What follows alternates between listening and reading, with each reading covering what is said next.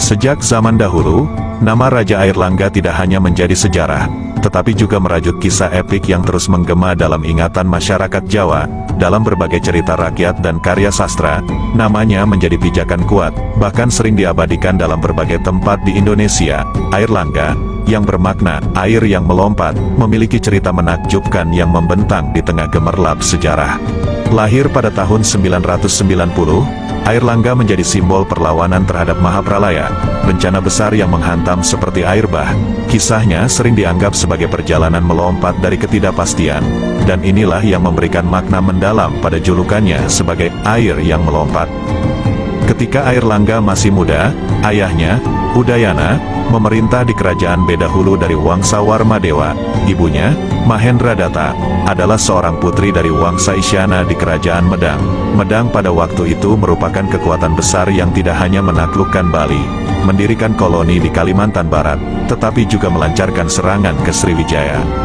Airlangga bukanlah satu-satunya penerus, melainkan memiliki dua orang adik, Marakata Pangkaja, yang kemudian menjadi Raja Bali, dan anak Wungsu, yang naik tahta setelah kematian Marakata. Dalam prasasti yang dikeluarkannya, Airlangga bangga mengakui keturunannya dari Raja Empu Sindok, anggota Wangsa Isyana yang memindahkan pusat kekuasaan kerajaan Medang dari bumi Mataram di Jawa Tengah ke Jawa Timur, dikenal sebagai Medang periode Jawa Timur. Kisah kehidupan Airlangga tidak hanya mencerminkan kepemimpinan dan keteguhan dalam menghadapi tantangan, tetapi juga memberikan gambaran tentang bagaimana seorang pemimpin dapat melompati gelombang Mahapralaya kejadian yang menghantamnya. Bagi masyarakat Jawa, Airlangga adalah bukti bahwa keberanian dan ketekunan dapat membawa seseorang melampaui batasan, seperti air yang melompat dengan penuh keanggunan. Di tengah gejolak pralaya yang menghantam Jawa, muncullah seorang penguasa yang menorehkan jejaknya melalui legitimasi kekuasaan dan perlawanan tanpa tanding. Raja Airlangga, sosok yang tidak hanya mencurahkan sejarah melalui prasasti-prasasti bersejarah, tetapi juga memerankan peran kunci dalam menyatukan kerajaan yang terpecah belah. Pada abad ke-11, ketika Jawa dilanda kehancuran dan istana Mataram kuno terbakar, Airlangga muncul sebagai harapan. Serangan Haji Wurawari menyisakan kekosongan kekuasaan, dan Maharaja Dharmawangsa Teguh, penguasa saat itu, pun tewas pada tahun 1016. Melihat keadaan yang semakin suram, menantu dan keponakannya, Airlangga, memilih melarikan diri ke hutan. Bersama para RC, Airlangga menggali kebijaksanaan dari alam. Beberapa tahun kemudian, dengan tekad kuat, ia kembali ke puing-puing kerajaan mertuanya. Pada tahun 1019, Airlangga dinobatkan sebagai penguasa baru, mengangkat dirinya dari keadaan kehancuran. Namun, awal pemerintahan Airlangga tidak terlepas dari kekacauan. Kerajaan Dharmawangsa yang terpecah menjadi banyak bagian menantangnya. Namun, Airlangga tidak gentar. Dia menerbitkan prasasti Pucangan, bukan hanya sebagai legitimasi kekuasaannya tetapi juga sebagai langkah awal menuju penyatuan. Prasasti ini tidak hanya memuat silsilah keluarganya hingga Empu Sindok, pendiri dinasti Isana, tetapi juga menggambarkan perjuangannya melawan raja-raja daerah yang menentangnya. Prasasti-prasasti berbahasa Sanskerta, seperti yang dicatat oleh Nini Susanti, arkeolog Universitas Indonesia, mencerminkan operasi militer Airlangga dari tahun 1029 hingga 1037. Serangan demi serangan dilancarkan, termasuk mengalahkan rajanya Wuratan pada 1029 dan Haji Wengker pada 1031.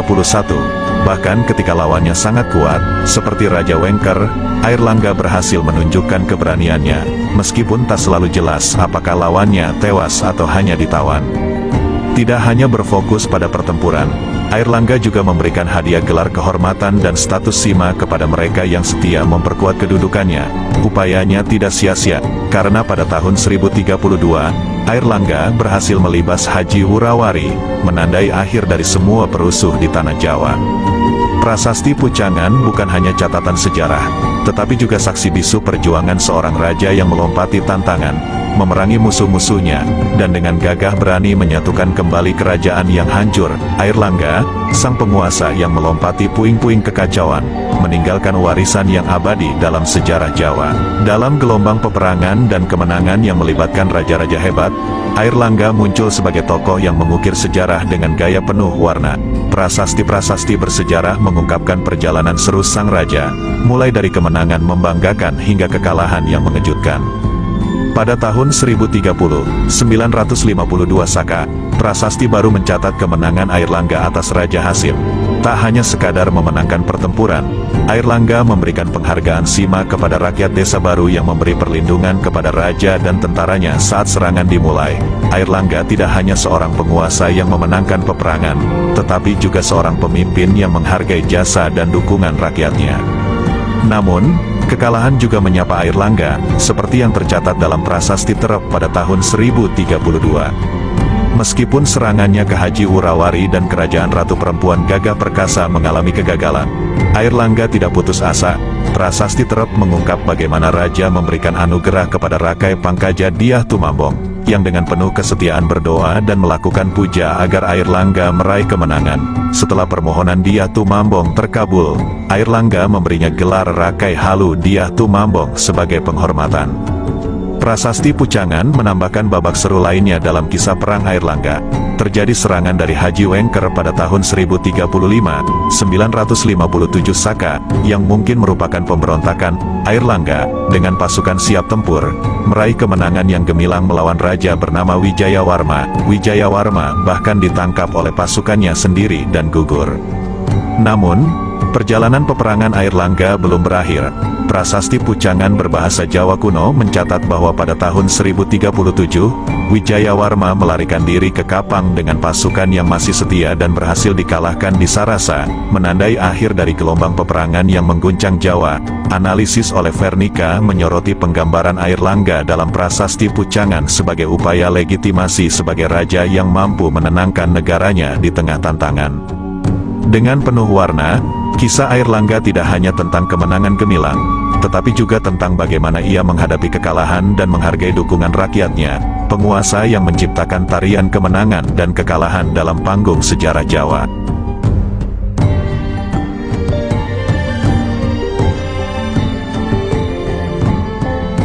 Dalam gemerlap pernikahan yang diwarnai cinta dan tragis, Airlangga, sang pangeran berhati penuh petualangan, menapaki perjalanan hidup yang tak terlupakan. Pernikahannya dengan putri pamannya, Dharmawangsa Teguh, tidak hanya mengundang kebahagiaan, tetapi juga menyimpan kejutan tak terduga yang mengubah jalan hidupnya. Pesta pernikahan di Watan, ibu kota kerajaan Medang, menjadi saksi bisu ketika Raja Wurawari tiba-tiba menyerbu kota.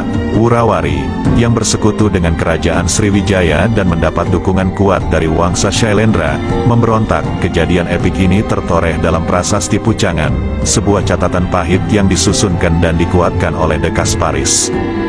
Bencana Mahapralaya, seperti air bah mematikan, mewarnai serangan yang terjadi pada tahun 938 Saka, atau sekitar 1016 M. Dharmawangsa Teguh dan keluarga raja tak mampu menghindar dari takdir tragis.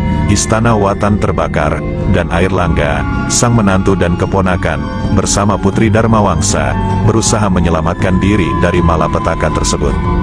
Dalam bayangan api yang menjilat istana, Airlangga dan putri Dharmawangsa berhasil lolos dari maut, menyusuri hutan pegunungan, Vanagiri, Wonogiri. Pembantu setia mereka, Empu Narotama, turut serta dalam pelarian yang menantang takdir.